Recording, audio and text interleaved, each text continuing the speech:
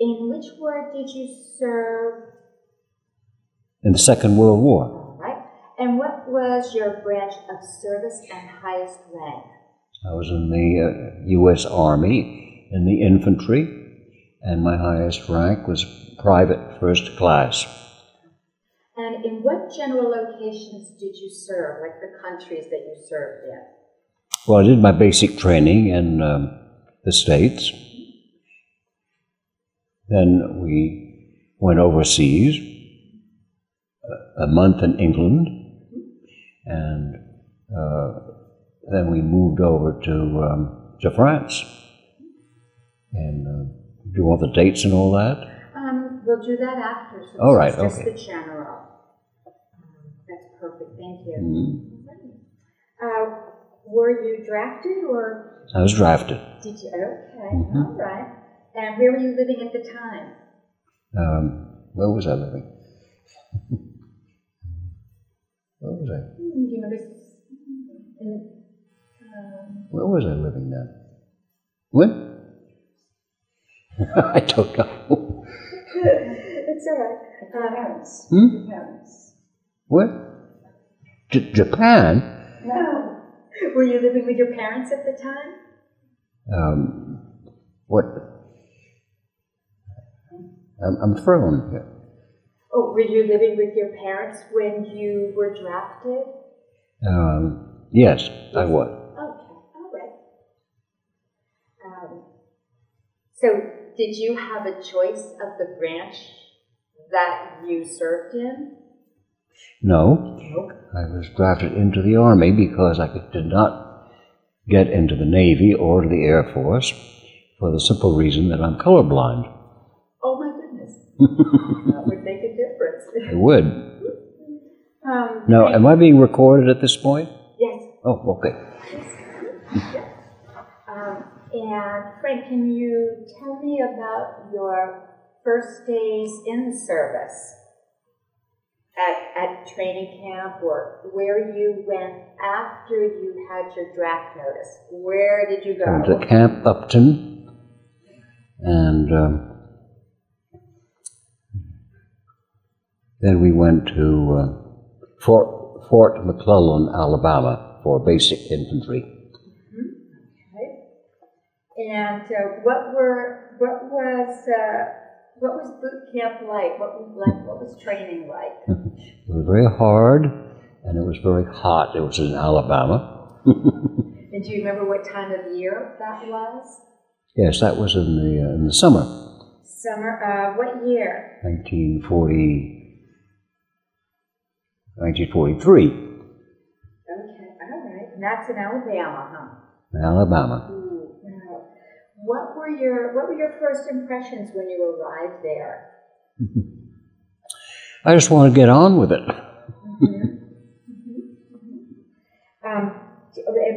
What did they train you in? Well, we had basic infantry, and there's the regular infantry program, training program. Was it rigorous? Hmm? Was it rigorous? Absolutely. Yeah. Do you remember any of your instructors from that time? I do. I can remember some of them. Yeah. Do you remember any of their names? I remember our first sergeant. His name was Francis Gerard Ignatius Gallagher. He came from Kansas City, Missouri. It's quite a name. Quite. Was he a good person to train with? Or? Absolutely not. Why not? We called him the Hammer. He was very hard on all the draftees, all the, what do you call them? All my fellow what do we call them? Trainees. And he sort of threw his weight around. How would you say he was hard, or how would you say he was difficult? Well, everything was by the book. Everything had to be by regulations, and things had to be absolutely right, and if they weren't, then you were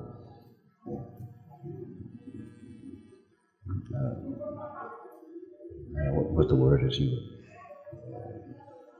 punished. Do you think your training, the training that you got there, helped prepare you well? Yes, I think it did. Yeah. Mm-hmm. Yeah. Well, that is very good. Can you describe a typical day in basic training, like what time you got up? Well, you get up at 5 in the morning, and various drills and maneuvers and all kinds of exercises. Go out of the rifle range, had to learn how to fire different weapons, mortars and machine guns. And was that anything you had ever had experience with? Not very much, no. It's all new to me. So after boot camp, after Alabama, Mm-hmm. Camp McClellan, where did you go after that? We went on maneuvers in Louisiana. I'm sorry, what? We went on maneuvers in Louisiana. Mm-hmm. And was that a camp there? Well, we had two armies. There was I forget whether it was the Red Army or the White Army, whatnot, and our mission was to cross the Sabine River and attack Jasper, Texas. We got thrown back from Texas back into Louisiana. That was the end of the maneuvers. Good practice. Good practice. Oh, it certainly was. Yeah. Except extremely cold weather and night, very hot in the daytime. And then we suffered terribly from what they call gigabites. Little mosquitoes get hold of. Right. Ooh. Oh, yeah. It was not very comfortable. Preparing you for some of the Something. incidents you were going to find yourself in, I'm Mm-hmm. sure.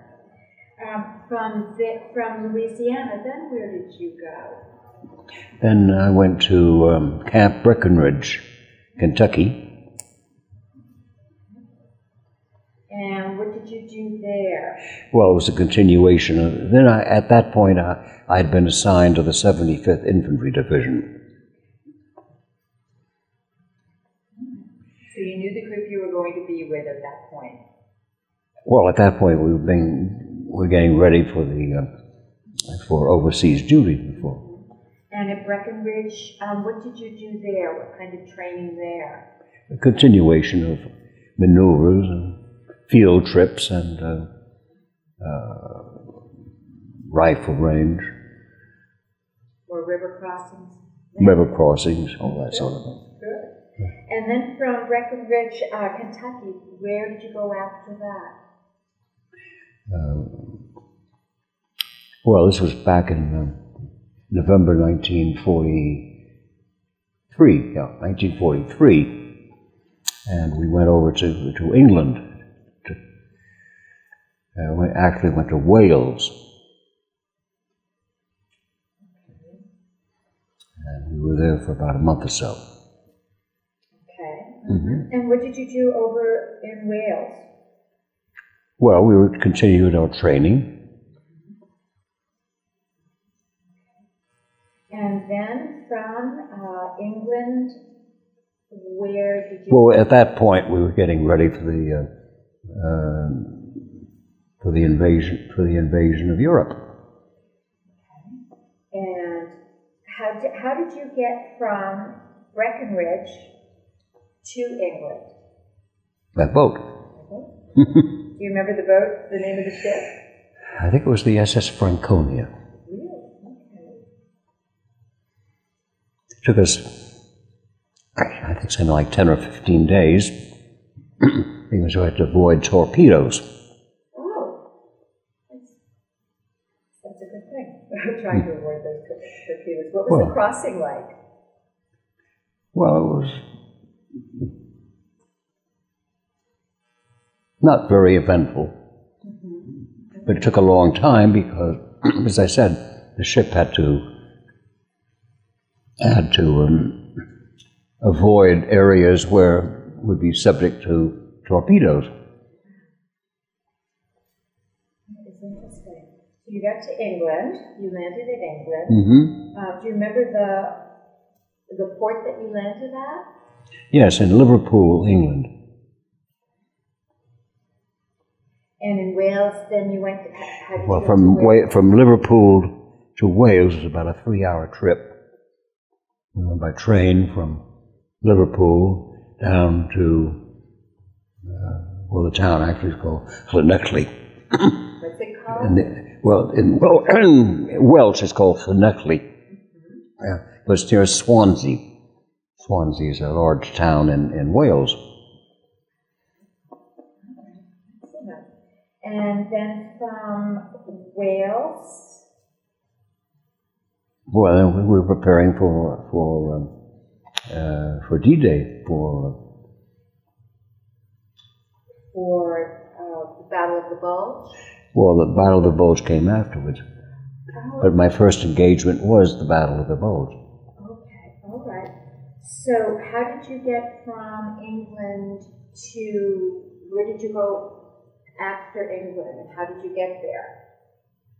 By ship. From England, okay, you went, and then when you went over to France? Yes.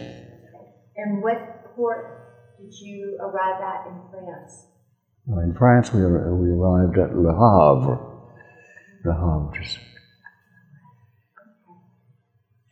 Actually, it was almost totally destroyed at that time. Had been very badly damaged. How was the port itself? Could you dock there all right and get transported to the land?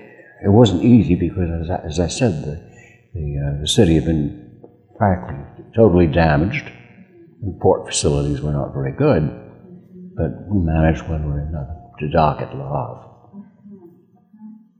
And then from Le Havre, where did you go after that?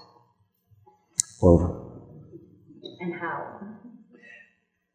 Well, from Le Havre we went inland to a staging area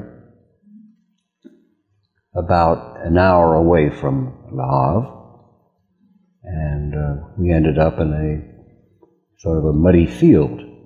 And put up our camp, put up our tent city, so to speak. Mm-hmm. Move this under your hand. Okay. And do you know how many troops were there? Was it? Oh, we had a full division. Wow. So how long do you think you stayed there? How long did I stay there? So this is 1944. Do you think this is 1944 that you're? No, 1943. No, 43. So you're at Le Havre, and you're in a large staging area with the 75th Division. Yes, and then they moved us into a sort of what they call a bivouac area. Because they didn't know what to do with us at that point. You know, the war was very fluid. So they moved us into a sort of a campsite, which was a big muddy field. They put up all these camp tents and so forth. But I generally wrote my own ticket because I speak fluent French. And I decided I was not going to spend the night in a muddy field.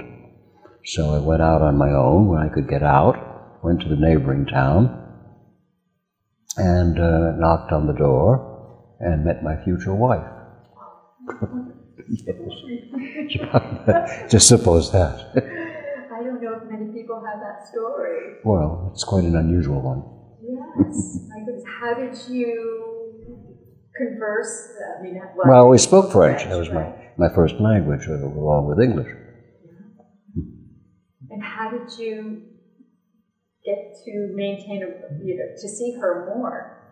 Well, during the daytime, because during the daytime we had camp duties, kitchen police, and clean up, and drill of some sort, always drilling, falling out, drilling, and all that business. And then when I could get off, then I would go to this neighboring town where I had met my wife, and they would put me up. What a great story. What a great beginning to your... But that only lasted 4 or 5 days. What town was that? What town?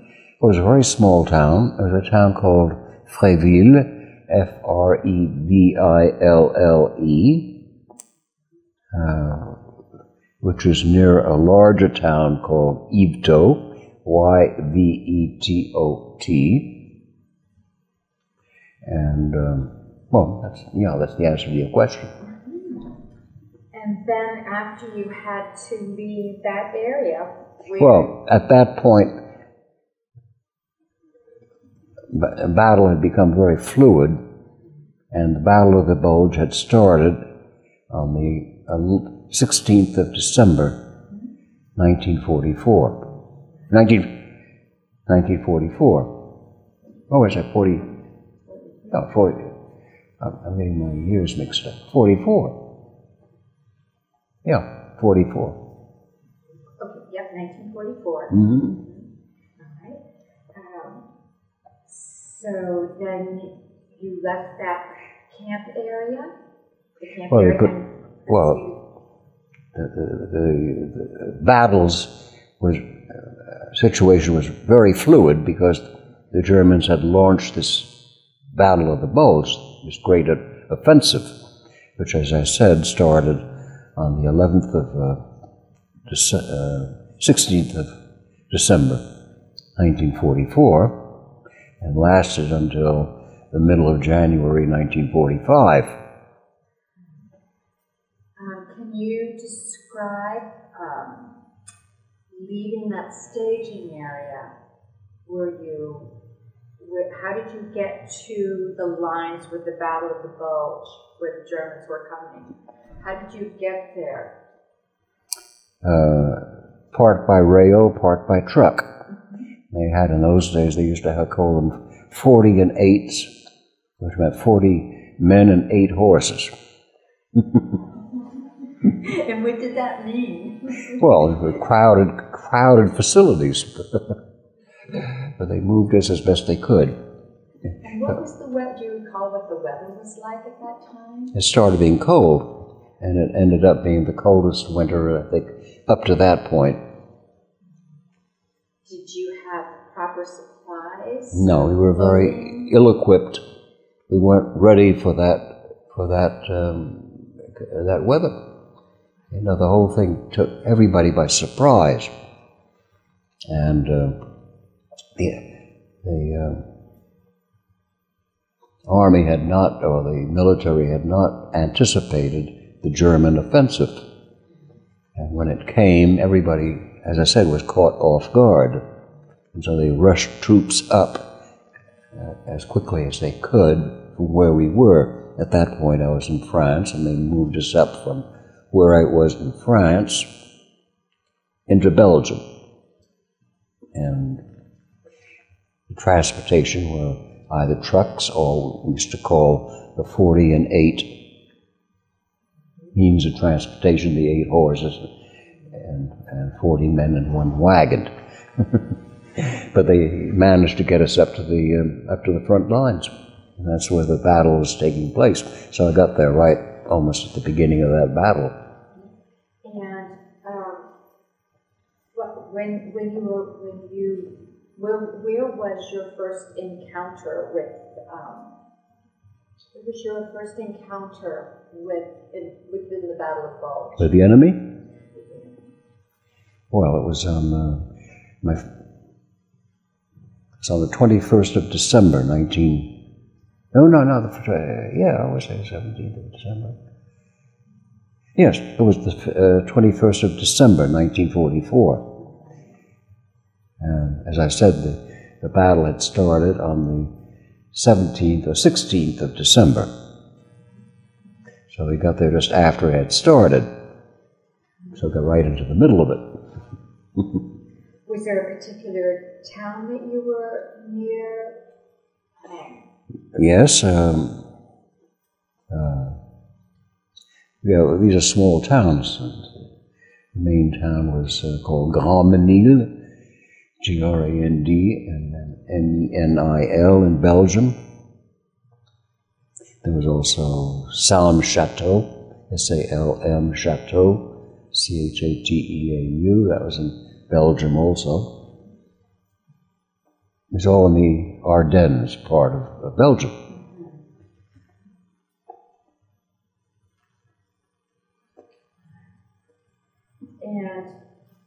And can you describe what it was like? Cold, you had Germans there. Oh, we were being attacked all the time because the Germans were on the move. And there were a lot of artillery, particularly from 88 cannons. And it was not easy.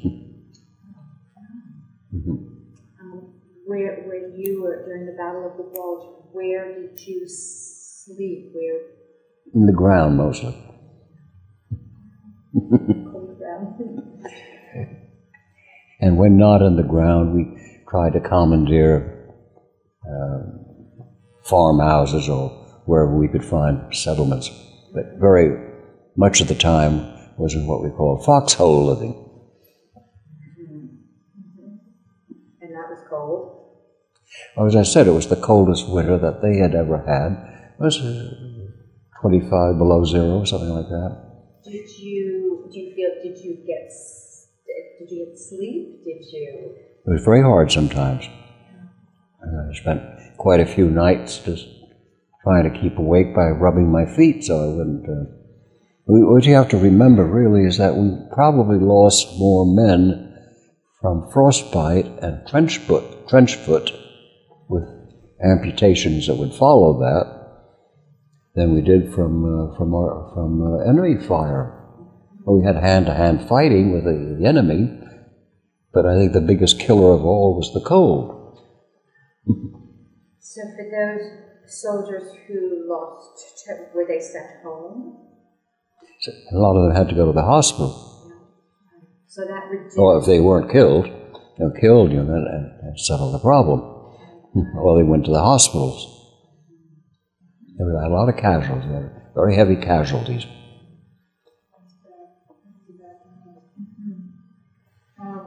And after the Battle of the Bulge, where did you go then? Well, the Battle of the Bulge lasted for about, I guess, 5 or 6 weeks, and into January of 1944, I guess it was. I got the years mixed up now a little bit. Into 45. 45? Yeah, voted into 45. And from there, there was another German offensive, or sort of like, you have to keep in mind that these were sort of last desperate attempts on the Germans, because they had all but lost the war, but they were fighting right to the end. So they'd staged this tremendous Battle of the Bulge, which turned out to be the biggest battle in World War II. Anyway, when that was over, then they moved us down to Alsace in France. And that was about 400 or 500 miles away to the south, because the Germans at that point were still putting up a strong fight. And how long were you down there? I was down there about maybe a month. And the center of that operation was the city of Colmar. There were two centers. One was Strasbourg, and then Colmar. Colmar was one of the last remaining cities in France that had not been liberated. And so we participated in the liberation of Colmar. In fact, I'm entitled to wear the decoration of the arms of the city of Colmar. Was it to your advantage that you spoke French? Was it to your advantage that you... Was it what? I'm sorry. Was it to your advantage that you were fluent in French? Oh, absolutely, certainly. French and also German, because that part of France, German was probably spoken more than French. Did officers or did anybody sort of utilize your language skills? Oh, yes, I think so, because I have a battalion commander, Major Fluke, and who later became a major general in the army in later years. But I was his bodyguard, so that was my job. And wherever he went, I went. And he was a very hands-on general.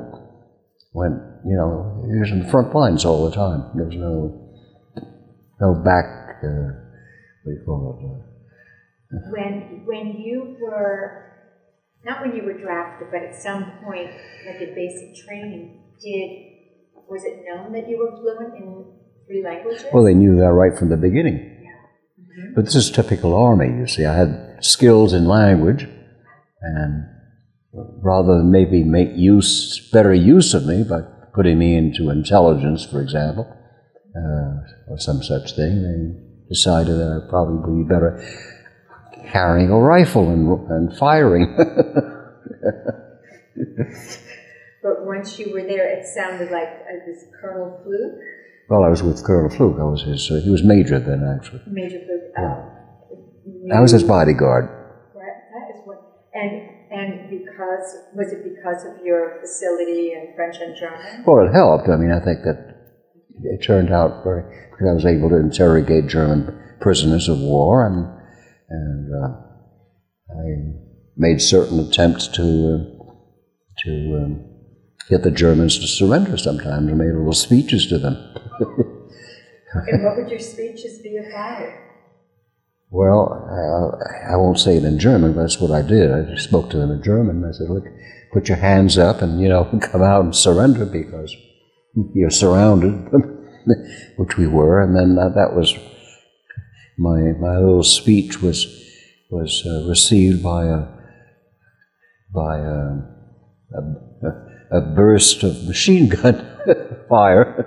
Did that happen? Did that happen? Well, it did. I'm telling you it did. Yep. And what did you do then? Well, this is just one incident. I ducked for cover. That was the end of my attempting to win the Germans over. They didn't want to fight. They didn't want to surrender. Right. When you had that opportunity to use your German language with Germans, were they surprised that you were so fluent? I don't think they were, no. After Alsace, where did you go after that? Well, after Alsace, we went up to Holland. And the war was still on, and then we were attached to the British Second Army.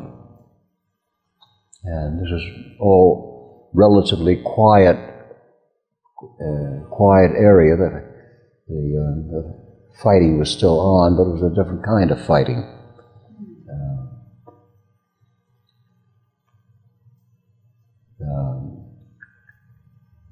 We were all along the Meuse, or the Maas, as they called it, up there, river. And the Germans were on one side, we were on the other. And we were sort of testing their defenses, sending boats over to see what was going on, and interrogating, bringing prisoners back to find out what was happening on the other side. the river. At that point, were they using your German language skills to help interrogate? Yes, I interrogated prisoners.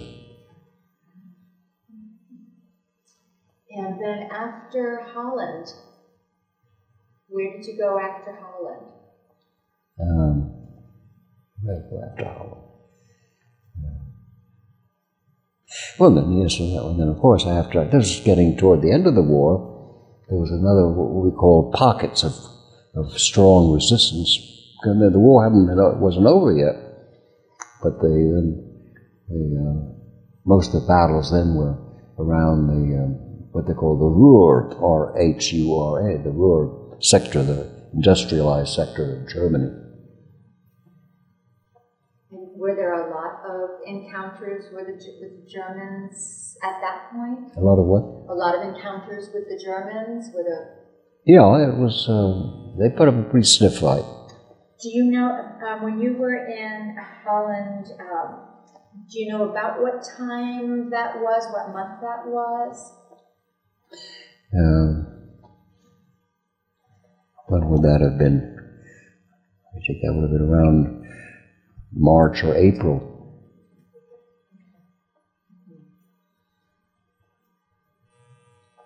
After Holland,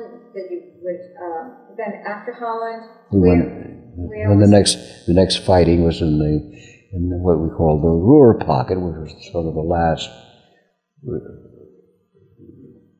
strength of center of resistance the Germans had right in the heart of Germany. And after the Ruhr area, then where did you go? Well, the war came to an end. How did you find out about the ending of the war? How did you hear? Well, we all knew that the war had come to an end. What was that day like when you found out? It was what we called it VE Day at that time. Mm-hmm. Everybody went wild with excitement. Did you? And I was very anxious to get back to France to see my fiancée, which is what I did. Do you remember what town you were in on VE Day? Well, I was in Germany. I was in a town called Gevelsburg, which is in Gevelsburg is in what they call the Sauerland. It's one of the provinces of Germany. It's a very rural part of Germany. And that was that your last place in Germany? Yes. And then so did you go from Germany to France? I went to France, yes. Now I know you had a young lady back in France, so yes. Did you go with the rest of the troops, or did you have to stay with your unit? Well, yes, I stayed with my unit, but I got away with as much as I could. I like to use the expression, I wrote my own ticket.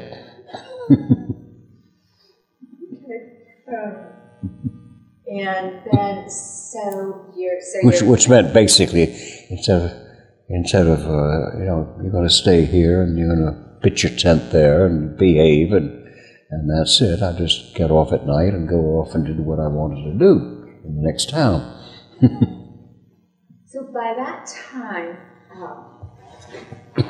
did you feel like you could have that liberty to do that? I could. I wrote my own ticket. Yeah. And then what happened? Now you're back and you're seeing your fiancée. Mm-hmm. And? Well, we lived together for a while, and then we were married in September of that year, 1944. 45, yeah. 45. Mm-hmm. So you did not take her back on a troop ship? Oh, not yet. Now, that was to come. Tell me. So after you were married, mm-hmm. then how long did you stay in France? Oh, about a month or so. Mm-hmm. But it was getting ready to go back, and then she was we were married in September. and we lived together in various places that we could find. As I said, I was able to write my own ticket. Okay. But you were still in the service? Oh, absolutely. Yeah, I had to report for all kinds of barrack duties and military and whatever requirements. And then when did you leave? That would have been in I think February 45 was it? I don't know. No. It would have been 46, but were you there that long, from September to the winter? We were married the 1st of September 1945. And then it was around February the following year that we went back. And how did you come back to the States? By ship. By ship? Yeah. How did your wife come back?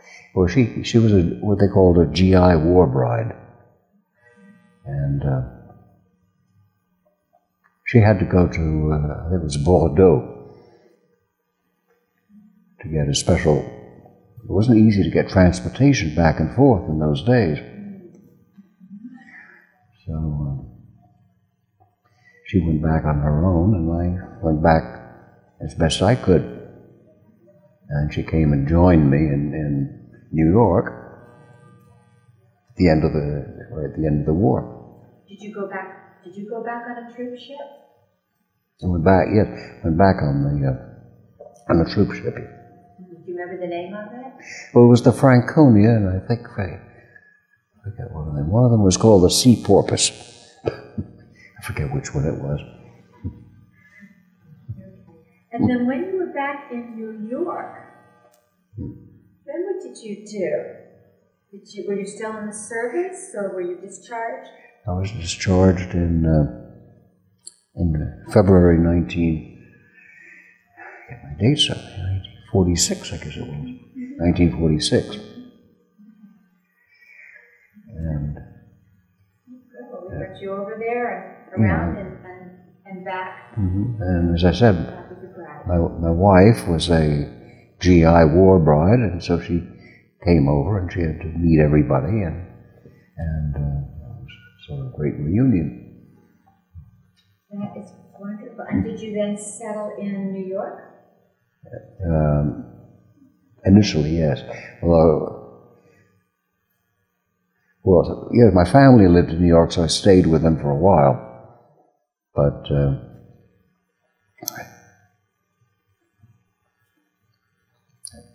I wanted to start my studies, and I went to Harvard. Where I'd been admitted. I hadn't started school yet there. And then, as I said, my wife was with me, so we went off to Massachusetts and found, in the Boston area, and found our first home in West Medford, Massachusetts. Did she speak English? She was learning English. Yes, I think she did. At that point, she spoke quite well. You had mentioned that you had a special medal from the town of Colmar. Did I say that? Well, that was because our unit was one of 2 or 3 that were attached to the French Second Army, I think it was, and we liberated Colmar, which was the last city that had not been liberated. And because of that, the people in Colmar were very grateful and gave us all a special medal. Did you have any other medals, Frank? Well, I was awarded a Bronze Star, and then I had an oak leaf cluster for 2 different occasions. And I know you got one in the Battle of the Bulge. Yes. And the other, do you recall? Well, there were 2 in the Battle of the Bulge. because that lasted quite a period of time. The first one was right at the beginning, the 21st of December. And then later on, I had a citation of, I think it was in middle of January 1945. The Battle of the Bulge was still going on, so I got a second citation.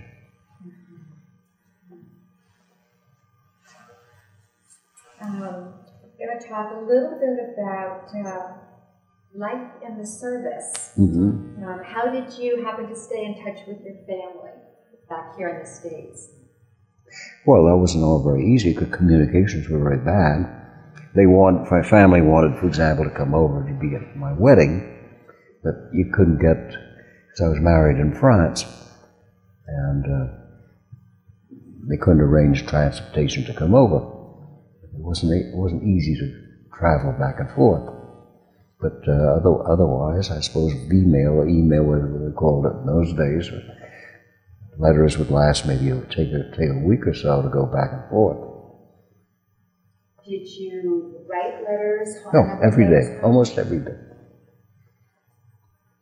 I have a whole pile of letters that I think are somewheres that I wrote during the war. And how was it receiving letters from home? Took a long time sometimes. And the other thing, of course, is when I wrote, very often, not very often, letters all had to be censored. And that was always not a complication, but I always got around that because the censor was a friend of mine, and he was learning French, and I was helping learn French, and he sort of looked the other way when I wrote a letter. Did your family speak French as well? No, not really. A few words. How did you come to learn French and German at such a young age? Well, because we had my sister and I had a Swiss governess or nurse, or what do you want to call it, and she taught us French. And later on, we had somebody else come into the family who was German, and she taught us German. So I got languages at a very early age. That is good. While you were in the service, what would you say the food was like? It could be good, but very often it consisted of what they call C rations or K rations or whatnot, or tinned food. That How was that? Terrible. But kept us alive. And did you have to carry your own rations? Yes, we had during combat. This is, we had K ration packs and so forth. C ration, they call them C ration packs, to carry them with us. Did you get hot meals ever? Occasionally,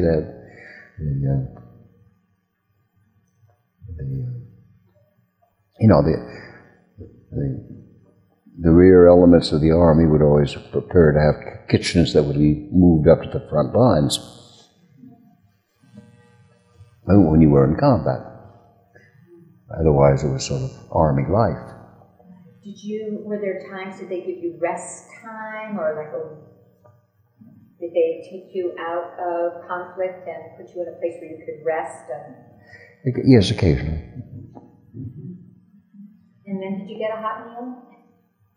Well, we got hot meals quite often, as a matter of fact, because the army was pretty good in that respect. I mean, even during combat, they would have managed to get hot food up to the front lines. That's admirable. Did you feel like you had enough supplies? We had good supplies in everything except one area, and that we were very badly clothed. We were not prepared for the winter conditions. And I think I mentioned it was the coldest winter that they had ever had in Europe at that time. Temperatures of 20, 30 below zero day after day. And I think we lost more men in some respects, probably more from frostbite, trench foot, and that sort of thing, than we did from enemy fire. Can you describe what kind of clothing did you have for that temperature, day to day? Well, we had just normal clothing. And the material would... Well, then we had to try and scrounge, or whatever the word is, to get to get adequate, winter clothing. Did you have gloves? Yeah, absolutely. That was necessary. The way you want to have if you didn't have gloves, you'd get your fingers frozen off. Right.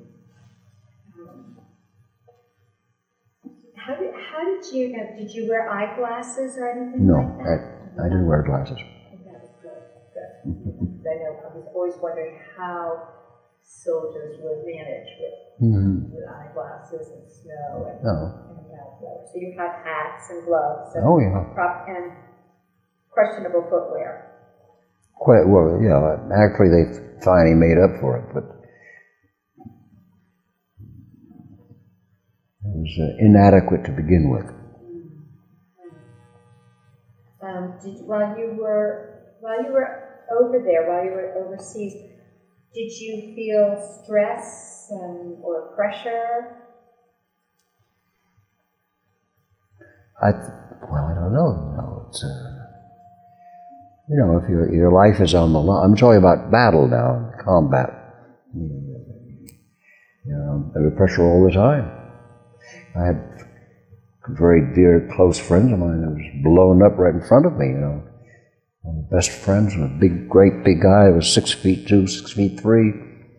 A couple of bombs came over, and the next thing I knew, he was just shriveled down to a little piece of char. I mean, that sort of thing happened all the time. How did you deal with that? When you're... Well, I managed to hold on. Unfortunately, there were quite a few, particularly older men, and the officers in particular. Older officers, with the exception of the one colonel that I was attached to, very often they couldn't stand combat. They went to pieces. That would be difficult if they're supposed to be leading you. We had to lead ourselves sometimes. Did you sort of depend upon one another to make decisions? Oh, absolutely. Did you make decisions sometimes without orders? At times, yes. But as I said, I come back again to the point that most of my experience was being the bodyguard of this marvelous commander that we had, Major Fluke. He was a very hands-on commander, and went down to the front lines, and I followed him everywhere. Did you keep in touch with him after? Yes, I did. I did almost until he died. He became a general, and stayed on, and he was with NATO at one point. He retired as I think, a major general. I kept in touch with him. That's good. Great relationship. It was a very close relationship, as it was with quite a few other friends of mine that we kept very close touch with each other. While you were in the service, did you have anything that was a good luck token? Rabbit's foot, or... Don't know.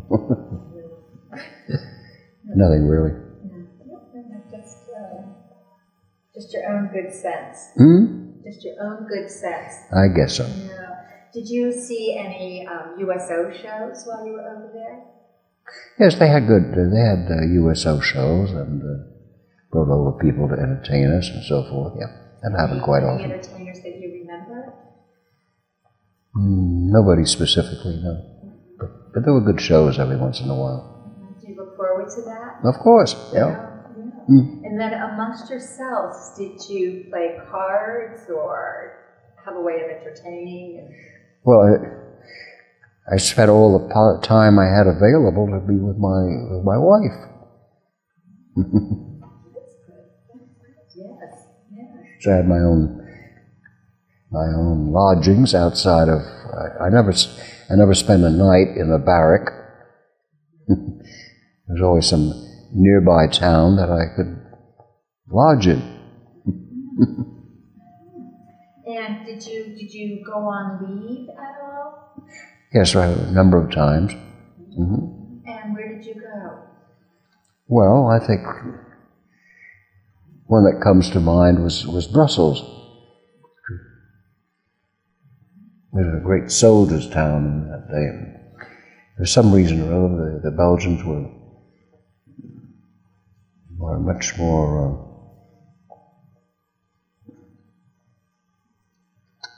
They seem to have recovered from the war more quickly than the French. So it was sort of a little paradise if we could get away to Brussels. And how many times were you able to do that?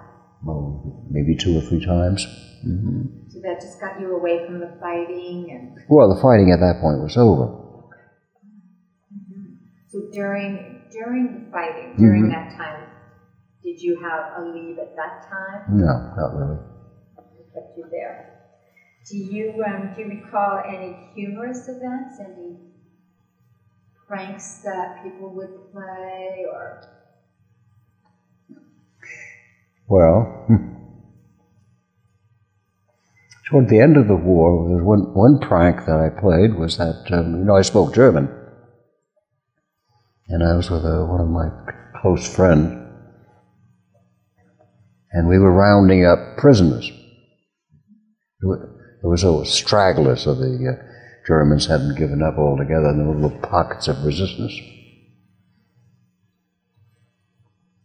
And went to one of these bunkers where they were still holding out. Germans were holding out. So I called out in German, had them all come out, and said, Heil Roosevelt.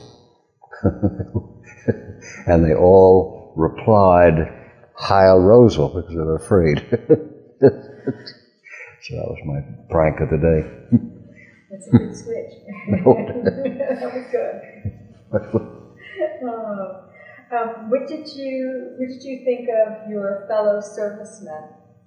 Oh, I was very close to many of them, and I had many close friends that were killed. As I said, some of the worst experiences I think I ever had was close friends of mine that were blown up, and then, next thing you knew, there were charred bodies. So we had a very close relationship. For those who survived, you mentioned that you kept in touch with them? I did for quite a few years. But they're all dying out because, I'm over 90 now. Everybody's going past the other way. When you were over there, did you keep any kind of a journal? I wrote every day, and that, you might say, is the best journal that I never kept a diary. Maybe I should have. I think I wrote frequently enough so that I suppose the letters that I had would be a journal.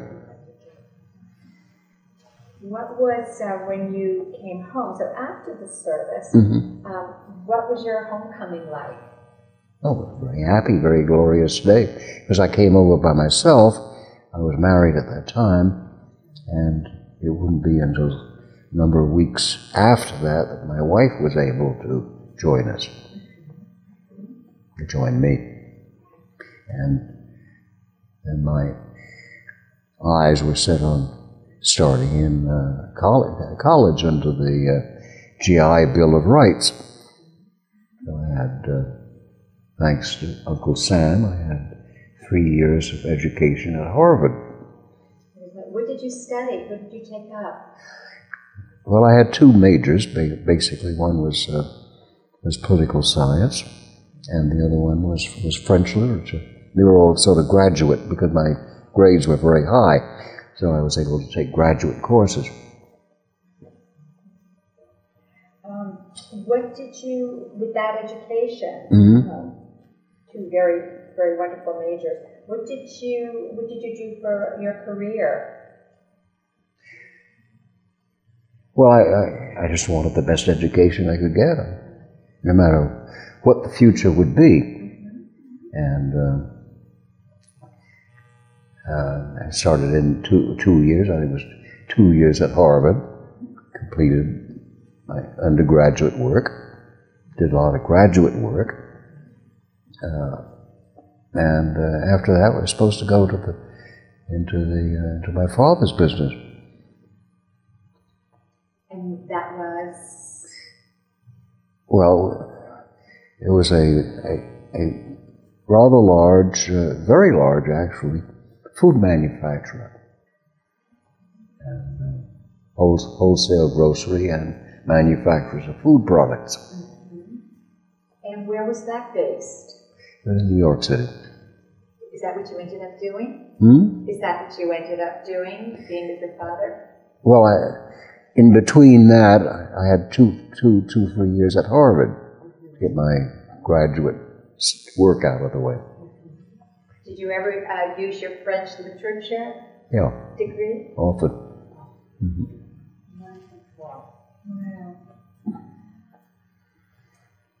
Wow. Let me just see. How would you say your military experience influences your thinking about war or the military in general?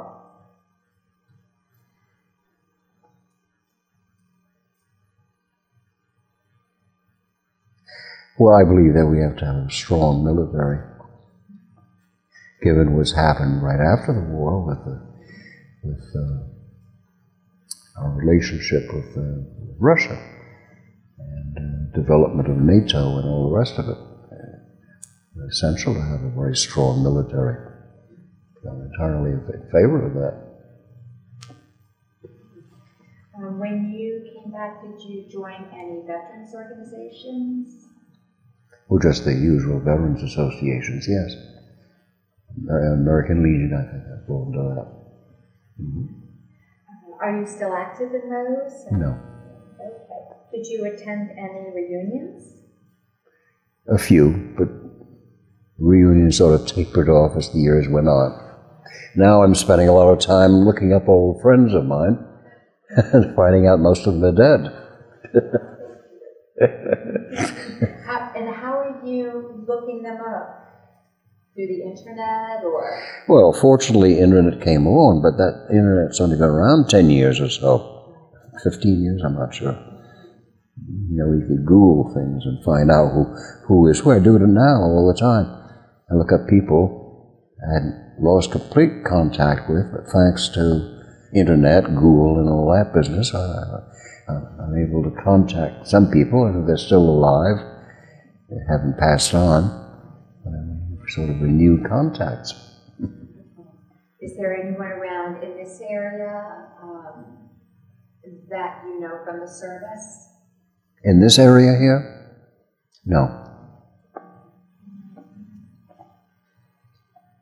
My best friend, I was best man at his wedding. He was best man at my wedding, Bill Kyle. And I lost track of him right after the war, and then finally, thanks to internet and one way or another, because I kept on looking in phone books when I traveled around the country, looking up so-and-so, trying to find people that way. You didn't have internet then. You had to go to the post office and try to find where people lived, whatnot. And then just quite by accident, I found out where this best friend of mine lived in California.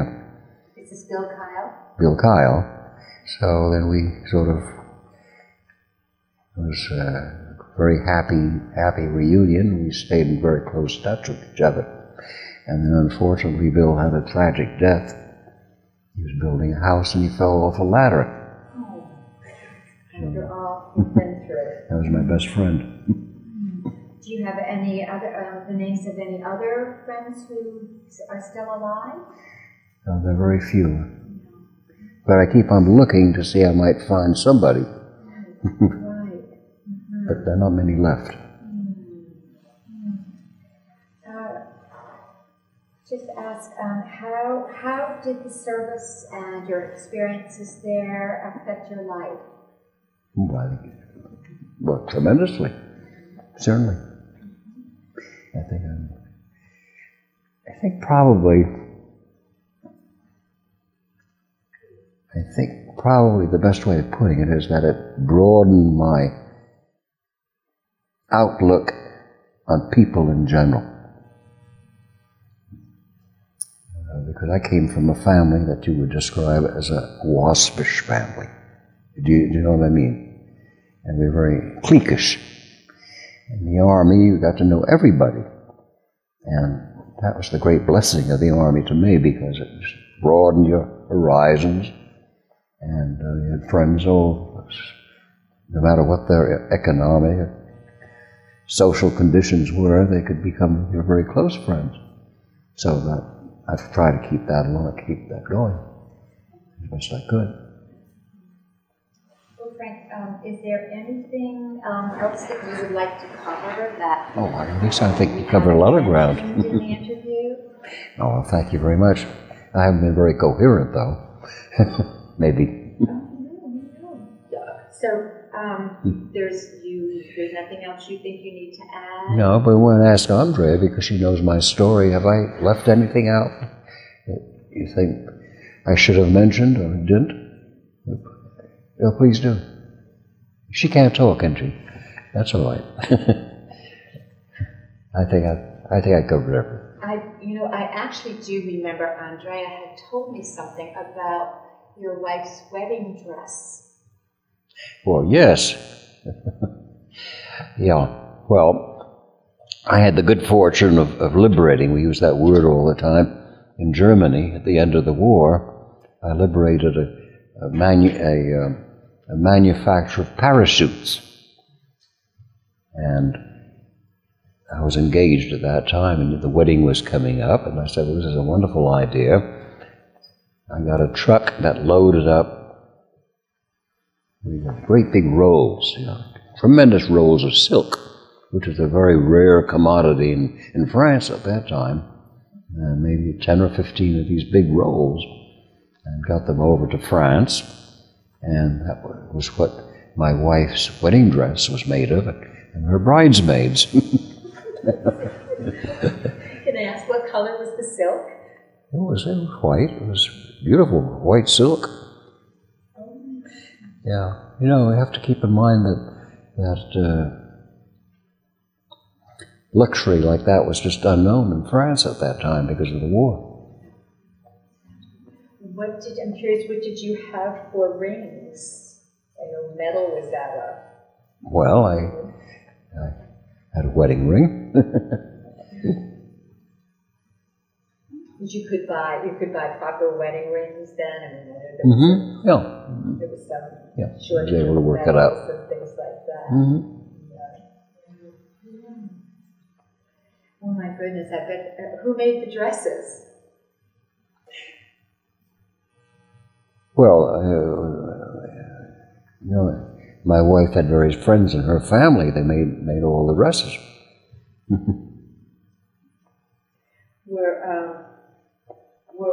Were you married in a church in? I was married in Poissy, the name of the town, Poissy, in France, and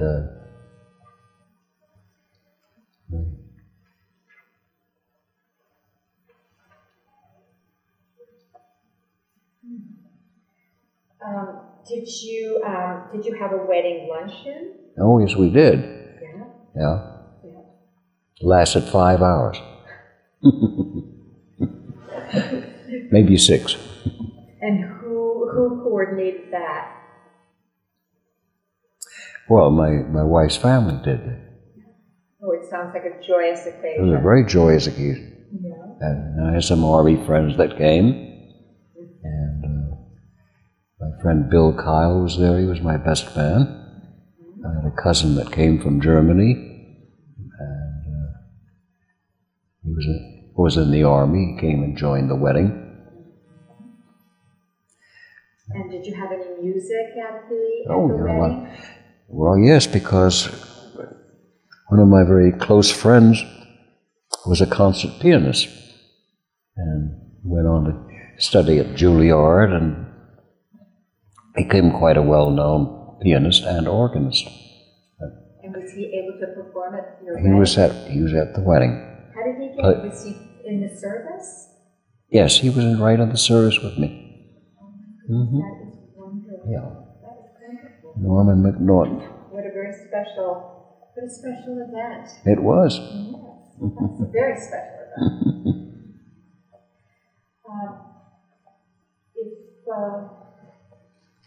If you can't think of anything else. I had covered a lot of ground. Okay, we certainly have. I want to thank you so much, Frank, for your service and for letting us interview you. Well, thank you very much. You're very welcome. Mm-hmm. Thank you for sharing your story. Thank you so much.